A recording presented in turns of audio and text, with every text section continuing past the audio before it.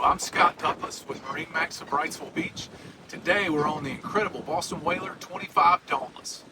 Notice aft we have the white 300 Verado, two great seats that fold up and go flush deck when not in use. I have a live well built into the center, an additional live well built in underneath the helm seat here.